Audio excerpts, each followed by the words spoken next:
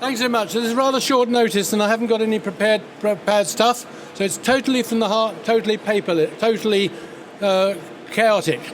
But this is one of the most radical things you will hear in the whole of this exhibition, this whole of this event. It is first totally counterintuitive, but it is utterly radical. Because sadly, you're being told on almost every stall a lie, and every other stall you're talking to people who are completely ignorant. And I speak that on the basis of 50 years as a doctor and 30 years involvement in computers, such that if you go to the main stalls of some of the major systems, the knowledge that created the maternity computer system is totally from my brains on my BBC Micro. But I found that in that, it was not going to be possible to be interoperative unless you cannot code. You need to have the actual flow pattern of questions in each database exactly the same. For something even as simple as the title, if you go on to different databases, if every single one of them has a different set of options, all fixed options. Well, the Royal Society of Medicine's got 20 options, but you're only allowed those options. This place has got 5 options. But actually, if you want to have something that is interoperable, it's quite simple. In the end, we need to come to an agreement internationally. You have something like Mr., Mrs., Mrs., Doctor, Reverend, Other, and free text. And if it's that agreed on the internet after debate, then you can have every one of these things interoperative for that tiny bit of information. But the same goes for every one of those things. So what I was partly involved in was a personal use of my knowledge altruistically. Pathologically altruism is what I'd call it, because it's crippled me financially. But if you go on the internet and look at perinatal data, you will find that the only one concerned with entering the data rather than using the data collected by somebody else will be the Electronic Encyclopedia of Perinatal Data, which needs to become the Electronic Encyclopedia of Personal Data, which needs every little bit of medical flow information to be flow patterned. Now that's one way I'm trying to, what I would call, nudge cats to an achievable destination, because we need to try to nudge all these different systems to some achievable areas where you do have standardization, not secondary data for managers to analyze, for audit and for it, but for me to communicate to my patients the 5 different factors that played a part in a cesarean, also, I mean, if you look on there, it's 27 volumes. It's a lifetime's work. Having come to that, I went back to the fact that there's only one group of people that actually have, in the whole of Britain, where every single person in this country with a particular kind of care has an interoperative record that works. Now, anybody out there who doesn't know, from what I've said before, which is the group of people who have an interoperative record where everybody providing care for that person 90% of the time has a full record about everything, about the scans, about the blood tests, about what the blood pressure was last week, what somebody wrote last week. Any ideas? No? Prisoners not interoperative in different places, and if he goes out of the prison, no interoperability. Pregnant women. Because pregnant women throughout Britain, as a result of my efforts 35 years ago, when I saw it worked in Africa for women to carry their own notes, and when I worked in Iran for 10 years, I managed to get them to carry their own notes, and when I arrived in Milton Keynes in 1985, against huge opposition from the medical profession, they won't understand it, it'll confuse them, you can't let patients see scan results, and we pushed, and eventually Milton Keynes took it. We even got to the point, though, so much was the opposition of doctors.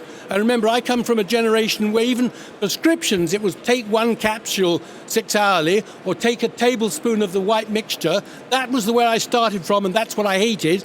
But in Milton Keynes, we started allowing patients to have the full record. Some of the GPs objected. They gradually got used to the fact. We had a lady who had a preterm birth. She had to go to Luton. They confiscated the record she was carrying. They sent us a photocopy and they sent the woman home with nothing. Now that would be unthinkable because the world has changed. But that has changed for pregnant women. Every car has a logbook. It stays with the car on paper. Well, some of the Jaguars have electronic, but it stays with the car, not in the headquarters in Volkswagen or Mercedes. And every woman has a logbook that tells you what's been going on. Doesn't matter where she goes to. Anybody who can read English can see what's going on. And the person themselves can read about their own record and make decisions. Because it's got to be patient choice, not dictatorship by the medical profession. Having done that, my mother was at 98 years old. She's at home. She's got a paper record. So when I went in to see her, I went and saw, and there was a paper record from the district nurse, and I could see when the district nurse, what had happened, and she'd fallen out of bed, and she'd had a dressing, and the district nurse was coming back on Friday, and the neighbours would pop in and see her. She had carers coming in 3 times a day, helping her take her medicines. She was being looked after by an interoperative system, except for the fact they've made the district nurse's record electronic. The bank nurse doesn't have a laptop.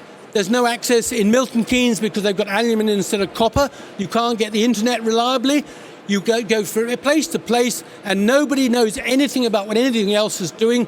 And my poor mother goes into the A&E and sits there till 2 a.m. Then she goes to another ward. Then she goes to another ward. At the bottom of her bed is the nursing notes. Does it go home with her? No. It's balmy, absolutely crackpot. We will get to the point where the unified log is also electronic, but we're not there yet. And the first thing is to get a unified log of care. The second, and I've actually then spent the last 2 years in my retirement. I'm 73, but I've got a hell of a job to do because my aim to do is to get everybody in Britain to carry their own paper record, take responsibility for their own care. I've got my own record, and when I had a test in Coventry and I went back to my GP and found out the condition, I then found out who the world expert was. He's a Professor Walters in Hammersmith. I then sent an email offering to be part of a randomized trial. I then went with my paper record. He said, we haven't got anything in our computer. Can I scan in your record? But what I've done since then is develop this Wisdam. Wisdam is, you'll find it, wisdam.info on the internet. Wisdam.info is with individuals, are really patients, and all this crap about patient-centered care, when it's on an electronic computer, it cannot be patient-centered. Most of my housebound patients do not have a computer. They do not have reliable internet access. Even if they do, the poor blank nurse doesn't have a laptop. She spends half an hour going to the headquarters. Instead of looking after people, she's putting damn stuff on the computer. And there's a huge thing about there's an article just come out in the States about... now, where is it? It's about the tragedy of electronic records. We are watching around here the tragedy of what could have been. It's totally focused on putting everything into boxes in a way that doesn't fit medicine. It's totally devoted to what the managers need.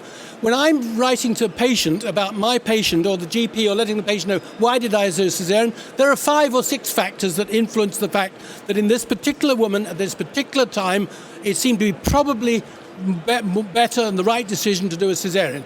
That's not something you can do like a car mechanic and follow a care pathway. That's crap. Medicine doesn't work like that. It's more complex than that.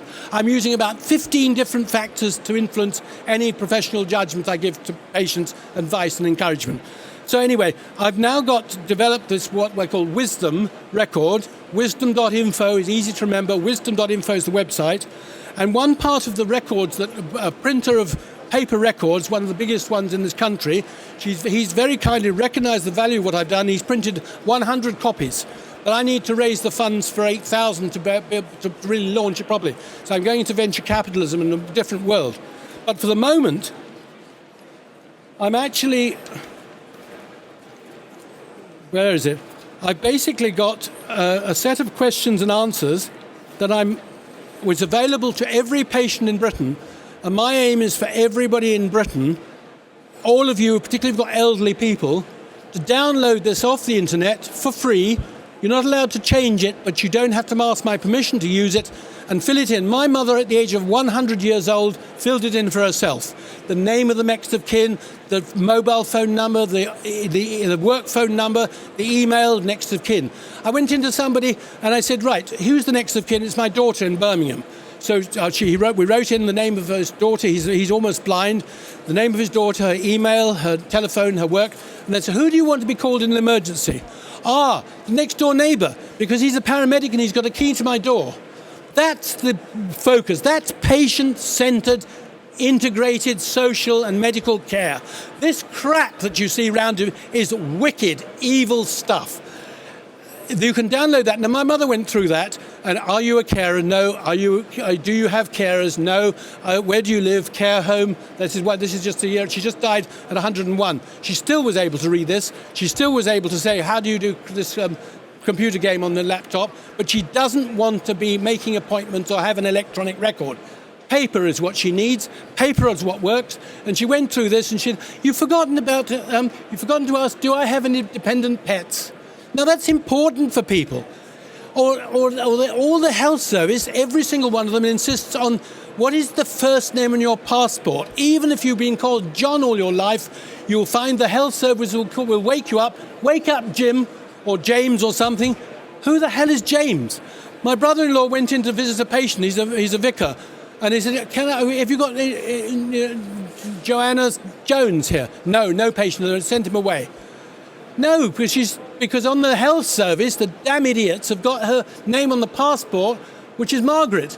Nobody knows her as Margaret. The first thing you have on a personal Wisdam record, what do I like to be called by my carers? I like to be called Dr. Fawdry. I spent 50 years since I qualified. That is available for anybody to fill in, and my aim is for everybody in Britain to fill in the same form and to feed back to me, actually, the options you've got for mobility or the options you've got for answering the question about hearing. We could be improved, and we improve it on the internet, working as altruistically as crowdsourcing. There's another little thing that you can download off the internet, which makes a lot of sense, fits with this. The West Mercia police say all of us have stopped using tax discs. Download this off the internet, put in your next of kin and your name, hidden, so that if there's a road accident, and I know 4 people have had major accidents one of them fatal on the motorways, it's on there on the windscreen. You just download it and print it off.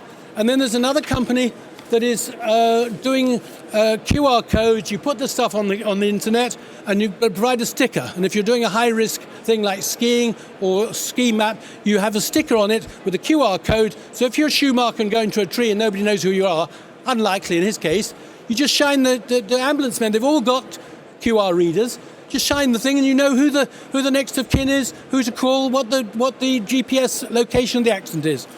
And then the final thing that I'm working on now, by the way, there's a brilliant book from America, Interop.